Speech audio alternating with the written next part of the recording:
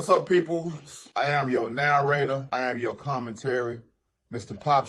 We about to check out Justin LaBoy. This is not an interview with Jim Jones, so let's see what's going on. I know y'all been seeing what's going on out here in the streets. I know y'all heard the talk about him and Cam, so let's go ahead and put our little 2 cents in, you know what I'm saying? Okay.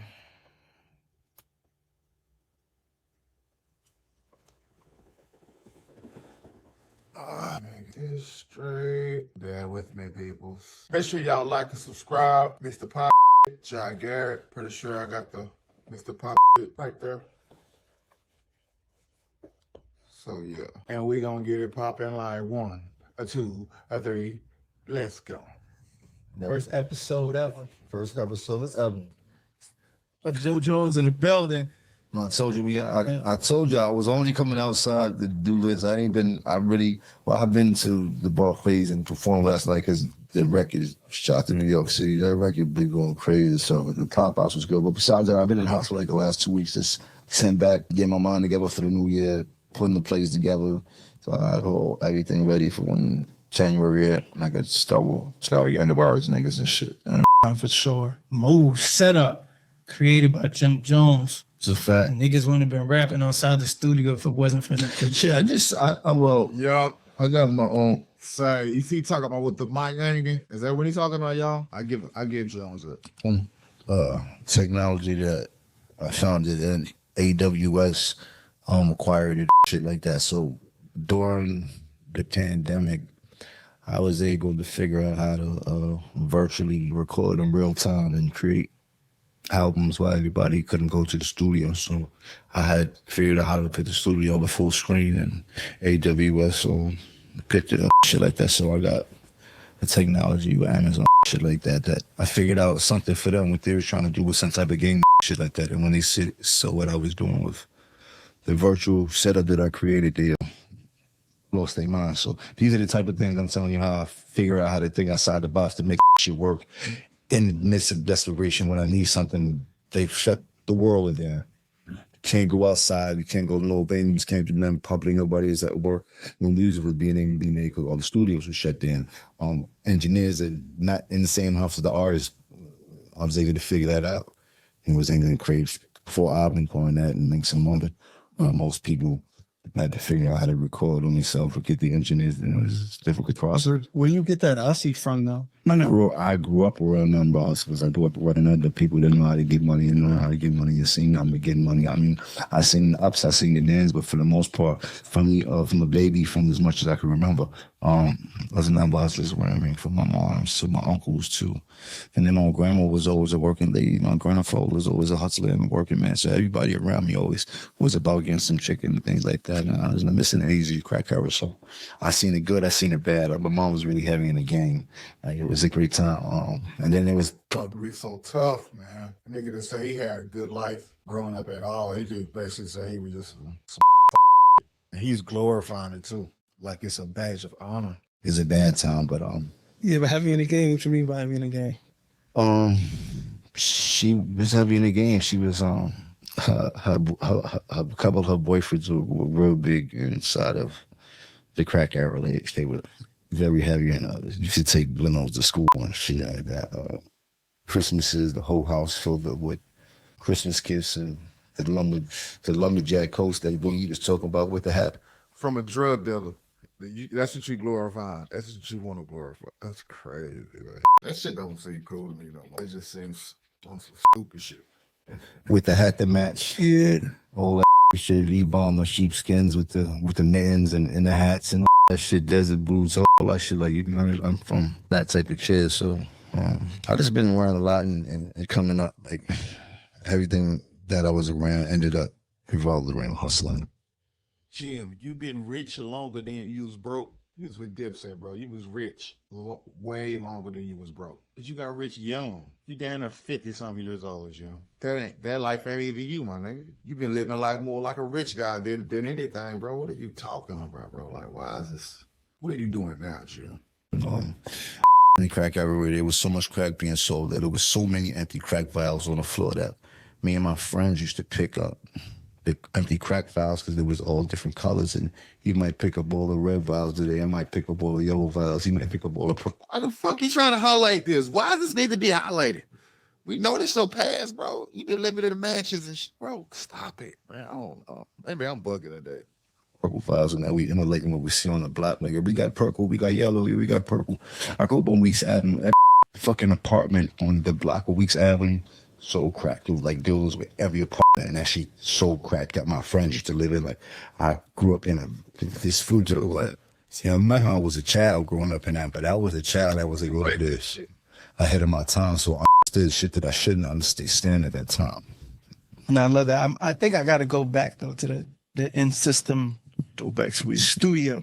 You know, Okay, I'm forgetting. It's all about storytelling and setting up something. So I need to shut the fuck up. I'm saying you're the first person that did that, and it seemed like you're the first to do a lot of. No, I'm gonna Google it for sure, but it's like you did a lot of things first. I know you hate to talk about the past, a lot of times and shit that could have happened, but man, I just want you to. Sound like the Soldier Boy. Oh man, Tell him again. Soldier, Jim did this one first. I think Soldier gonna come at you. Yeah, I did shit before he was even in the game. I was at Soldier Boy's first show in Atlanta. I think I got the opera. I forgot what show it was. I was at his very first show, and everybody was going crazy for this new kid named Soldier Boy doing a Superman that whole. He was doing the dance or you was 2 games. I wasn't doing Superman. Nah, but yeah, man, I just want to hear how that feels though. Like, where you at now, all the shit you started and not getting the checks for, like, what stands out? Which brand? What, like? No, I'll tell you a story. The most funny story would be True Religion. I am the first rapper to put on a pair of True Religion.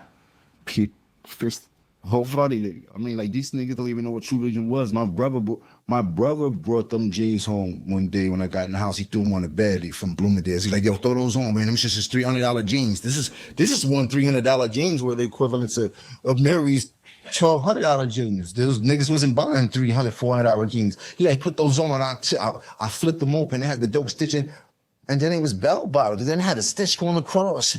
He like, man, put them shits on, man. I can't fuck about no bell bottoms. It's just $300 jeans, nigga. Nigga shit right here.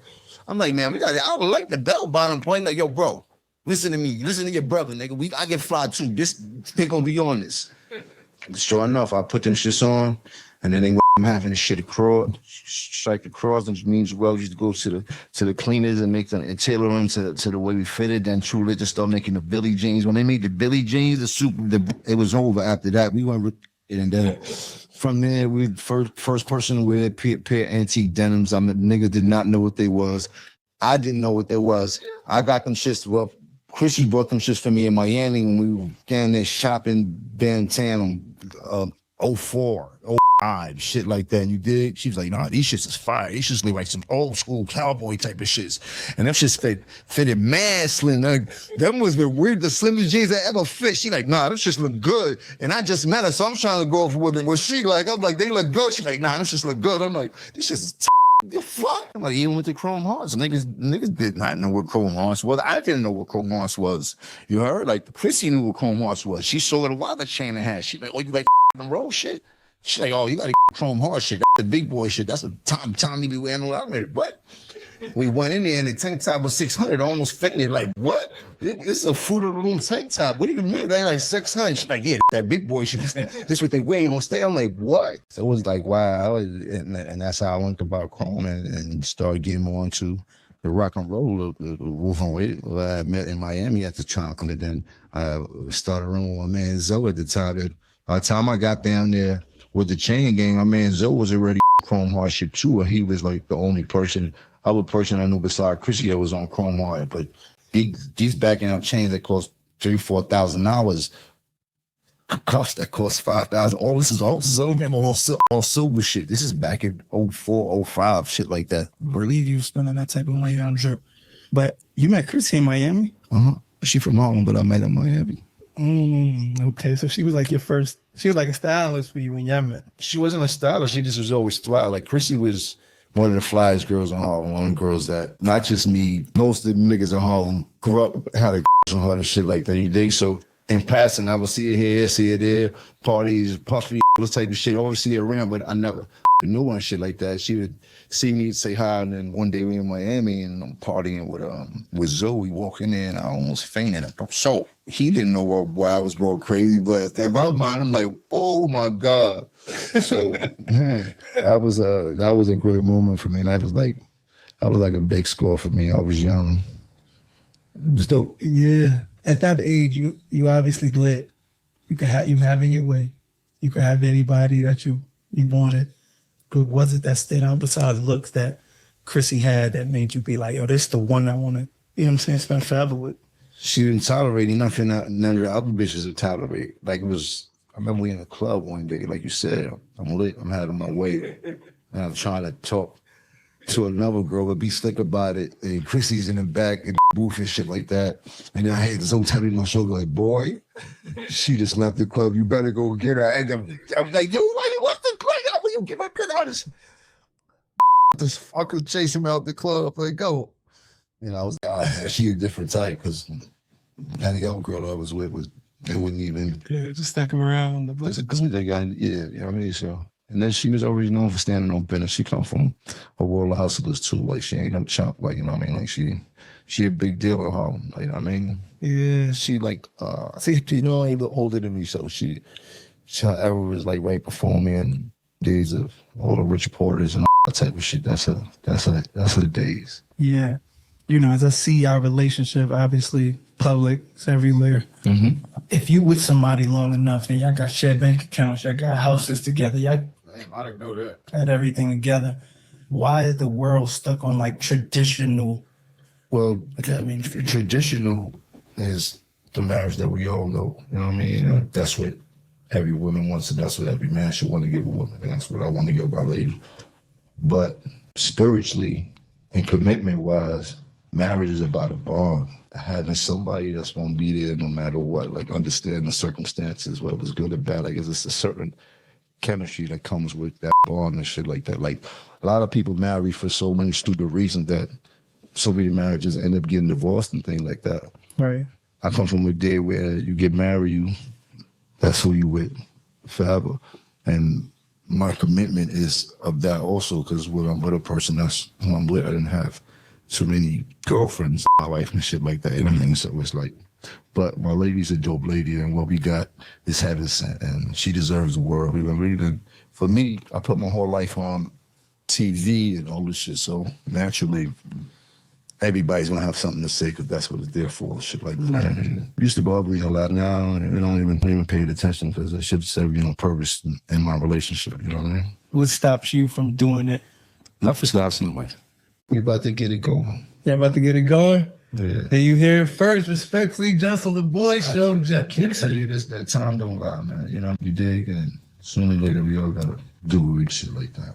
2025 gonna be a great year. Yeah, 2025 gonna be a busting year. I need that invite because you just announced it here. It's about to happen. I'm pulling up. The shit about to go up. Putting my dancing shoes on. Definitely ups and dancing shoes. As I studied, you know, like I did my homework. You know, I didn't want to show ever to no interview with somebody that I look up to and be empty about it. And I just felt like loyalty is the one word that describes you. Yeah. What would you? I want you to define loyalty, though. I'm still seeing stupidity one neck and neck. And I'm gonna tell you that. When you become loyal to a flaw, it starts to become a problem. You know, and at that point, it's a stupid thing to do. And I mean, it serves you no purpose in the journey you set out to or whatever you was loyal to, and shit like that. You know what I mean? It's like so many different variables. But Is he saying he regret his loyalty for Karen? Like, what is he trying to get at? the cause, shit, I was in it wholeheartedly until and I'm still in it wholeheartedly. I'm still holding the flag up, and it never stopped for me and things like that. You know what I mean? I had a little touchy situation and shit like that, but there was a time where we always loyal to what we needed to be loyal to. Then it worked because everybody got to leave out with something. Right. You know what I mean? And that was the most dopest part as I look back. We all got to leave out and be our own man on our own accord with our own successes and make our own money and don't have to need from nobody else and shit like that. You know what I mean? The interview you did with Flex a couple years ago. All right. You know, I'm like super surgical with anything that I look at. and you said things took a turn when Dame named Cam vice president of Rockefeller without consulting For them, partners. Yeah, for him. for that whole little remember, I'm not part of Rockefeller. I was a diplomat wholeheartedly. I wasn't signed to them with nothing. I signed to Koch independent, my own shit. I was just me. Right. I was my own entity, even though I was a quote unquote so-called diplomat CEO, but I didn't have any paperwork. And at that point, I didn't. What the fuck? No paperwork? So you wasn't no CEO, nigga. You wasn't a CEO, Jim. He just said that to make you feel good. Hold on, so you didn't get no diplomat checks? No, that's fake. That's fake. I wasn't. It just, you would think some people would take care of you better as a partner than the way you got treated. Yeah. How much does that shit hurt you still to this day? I don't care about it.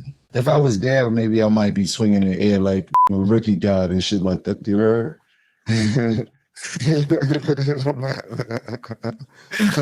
But and shit like happens and shit like that. I mean, like I'm gonna keep pressing you on this though because I know that cancer intuition that you got.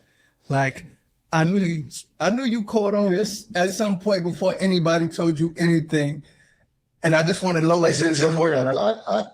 I caught on before we was even famous. What you mean? I'm great at reading people's characteristics. I'm a very spiritual person, and I know who's who when I encounter them. And if you give me enough time around, you'll understand exactly who you are. And I got to understand exactly how I need to use you in my life, or I don't need to be next to you. And at that point in my life, there was only two decisions. It was either go to the street or play your position. Yeah, nigga, you a boss and you help with everything that got this whole shit started in my grandmother's house. Mase, Cam, blood shit, all that shit started out my grandmother's house. Everybody got signed living with me and my grandmother's house, with me, not with them. Y'all really, this way the whole nucleus and everything started from right in there, shit like that. And you're forward and shit like that. I had a decision to make over childish things that I seen people be doing childish things and shit like that. And I was like, well, if this is what you want, if you feel that this is gonna be your way out of this hell we living in, which was home, you get? Yeah. At the time, out of the hood, out of the projects, I had to play your position and shut the fuck up. And do your job as a complete soldier and make sure nothing happened on your watch. And that's all you could do. And can't nobody hold nothing against you for that. And that's what I chose to do. And Like seeing this shit before it happens, which you cut like everything. it started with Mase. He didn't do the right thing. That's the one question I wanted to ask you. I'm a little bit too young to understand. Like I just was able. I watched Mase shit on Cam and everybody around him. A bitch like all the time. You know, like I was there the whole time. I was Cam's man. You heard? Cam and Mase were so-called best friends, grew up together. I was there for everything. That's one thing that people can't never say is that I wasn't there for every single thing. What was your problem with Mase? Like, how did that all happen? Because that was Cam, man, like you said. Cam enemies are my enemies. Anybody Cam didn't like, I didn't like. And I already see how he was handling Cam, so I definitely didn't like him. You dig? And then I seen how much love Cam had for him and how Cam was jumping out the window for with your friend shit and shit like that. Like, being overprotective, making sure nothing happened. Like, he was trying his best to make sure that Mase stayed as safe as possible. But this is so easy to see. You doing the same thing for Cam that Cam is doing the same thing for Mase. It's a line. Like, you got mad respect for Cam. We see that. And we know that. We know you respect Cam. I think Cam do look at Mase like that. Am I bugging y'all? Am I bugging? Because it was Mase who popped with the millions first. Right? So yeah, man. Mase, I got that money and lost his motherfucking mind. He's supposed to money. He grew up in a kid that doesn't have what most of us had. He was probably more or less fortunate than most of us. Didn't have the sneakers, didn't have all that shit covered up. So him having the first bit of success out of all of us and really getting to a bag, he just went crazy like most people do and shit like that shit. I had my times where I went crazy, but that bag just be too much. You think? But the people I love, I still love them today. You know what I mean? The people that I consider to be the ones that will help me in this journey, I still love them today, and we still have. You know what? Real spill. Jim always moved different than Cam, though. Jim the whole gang banging shit, the whole blood gang. Yeah, that was the shit that was Takashi. Yeah, that was Bloods. So yeah, Jim came in with the blood gang, with the gang banging. Cam never claimed the gang, so I don't know why I said that. Great relationships and shit like that. It ain't got nothing to do with Cam and shit like that. We all have our own group of people that help us along with this journey and shit like that. So now that you see Cam and Mase together having their own shows, how did that shit make you feel when you seen them come together out there? Shit, I seen crazy shit happen. Them brothers that shot brothers and shit like that. So for friends to get back after the world or whatever they went through, it's not surprising to me and shit like that. But I see they don't talk about the days of being shit on. You heard? They talk about the thing that separated them and shit like that. So it's funny. But kudos to them, man. They got a dope show. Who am I to hate on what they got going on, man? Yeah. Make $1 trillion. What's the craziest shit you've seen Mase through the can that was just like, yo, I can't believe these niggas can even go after some shit like that? What's that crazy, but I say some funny shit that I seen happen. I seen Mase find his brother and kill him in the middle of the highway and shit like that. You heard? His old brother, that nigga's vicious. But we coming back off the road for, I think, a bunch of tours and shit like that. Get up and play. And Mase got the brand new Mercedes drop burgundy, pull up to the airport. Skirt, the car dealer bring that shit outside the airport. 2-door tray break. This nigga's on that bitch. That nigga going crazy. Right? Joking and shit like that with Ken and shit. That nigga joked in the shit by himself with shirt off. Like, so I said, yeah, this nigga is a different type of animal. This nigga don't care about nothing. Word up. Nah, they understand. You know that's he's got us in a role in it. Because this is what Cam started doing the hype man for him, and then we started doing some tour. I would be hyping Cam, so now I come out with. So now he got us hyping both of them. Nigga had us doing dance moves, like quarter dance moves on the speaker and shit like that. I never forget this shit, like matching outfits, quarter dance moves, like one show. Bro, Cam felt that shit like, we ain't doing this shit no more. Fuck all these niggas, man. Fuck everybody, man. Kill one of these niggas. That was the last time we seen them until it is what it is, you know? Give me the Cam right now. He just did the interview with 50. For the younger audience, we had like a rap battle thing at one time. And 50, what you did, so we was having interior problems at Dipset. Nobody knew about this. Nobody knew that we was like not on the same page. Right. So when me and you were battling during our music thing, you got members of Dipset to come. Yeah. I should. Them niggas be on my dick, right? Them niggas ain't got nothing else to think about but Capo. I did a lot with them niggas and they like, girl. Both of them. Pause though, get off my dick. So stay on there for baby girl, man. Shit, on, man. Tugging on my shit like that. You know, clear shit up. I mean, we never hear your side of the story. I don't think they don't want to propose the kind of next thing. Or I said him from nigga ain't think nothing. He could pull nothing together. He couldn't do nothing with me and tell me nothing, nigga. But it's like get this shit twisted. Like nigga, nobody could tell me nothing, nigga. I was a boss. I did what I did as a fucking soldier because I was a soldier, nigga.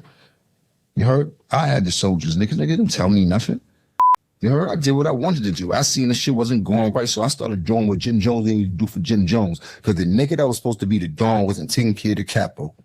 Started feeling like the Gotti movie, you heard? What was the point where you realized I gotta do because this shit? Well, I mean, it's definitely like that's strong. Like it's not in my memory that that was the last show, but it was just the way the sequence and the way things was going, and it came to a point where I had to worry about who Jim Jones was moving forward. Again, I was worried about anybody else because nobody else was worried about me. I got to a point where I became famous too. It was a point where all the famous people knew me. Then after that, it was like shit. I'm just as famous as all the famous people. I can't do what I used to do for you. You heard? Somebody got to do that for me right now because I'm super lit. You heard? But I put my life on the line for all of the shit, and and everybody knew that. But niggas wasn't doing the same thing in return. What's something that stands out to you though when you realize niggas really wasn't for you? I know you said you've been seeing it, but they Niggas just don't say what it is, bro. Just say what it is, man. Just say, instead of talking to Kent subliminally, like, just say what it is. Shit, let us all know. Let us all judge. Let us all criticize. there's a moment, bro. Like even well, I feel like somebody when you start to feel like somebody want to see you do good, but not as good as them. You're like, oh yeah, I know what this movie is about. You know? Everybody don't got the mind of a real leader. Who reached out to who when you went out to perform? Because Boy, I had the honest record at the time. My record was 150s records at the time when Boy that was shit like that. When Cam did this shit with calling the station up over the cop shit and all that shit, I felt that was childish. That wasn't like you don't press no real buttons and you're not about to come outside when it's time to really get active, nigga. So how dare you do some weak shit like that that really didn't hold no merit? Like you start going crazy over Contra, over a white man that been jerking us since we got signed there. And whatever backdoor deals you have with them serves you more advantageous than it served me. You understand what I'm trying to say? Like, so when that shit went on, I was like, that was kind of weak. That was corny because at that time, there was no real beef. It was just the most powerful groups of individuals that's running New York at the same time. So in my mind, I was like, it's more advantageous for us to try to figure out how else to start to move and do tours and really go crazy and figure out, because that we were sizzling, but this nigga was on Mars, nigga. These niggas wasn't doing regular shit. These niggas was doing fucking arenas every night. We doing clubs every night. We got singing in the urban communities on fire and shit like that. In my mind, I see an opportunity for us to really start. You heard? Like, we had all the power and shit like that. My mind ran different and shit like that. So when he did that, I'm like, damn, I fucked all that up. You heard? And then it was like, now you want to start a beef with these niggas over what though? so you didn't understand why you did beef with them. Nah, I didn't understand that. I heard what to do with the nigga said, oh, Koch was a great and all this type of shit. I didn't give a fuck about none of that type of shit. You heard? Like, and then really, I was on fire at the time. I don't care about what you say and shit like that. We on an independent label getting stupid dough. Like, we did shit that nobody did in the game. So in my mind, I'm like, oh, that shit was whack. I like how this shit is going. I gotta start really doing shit that's gonna benefit me, because niggas have seen they want to see me while sweating. Right. I make this shit look easy. I make this shit look easy. I make this shit look easy. I make this shit look easy. I see what I like, then I go out and get it. I make changes, that's why I'm different. I see it before it happens, that's vision. Telling myself I know I like this.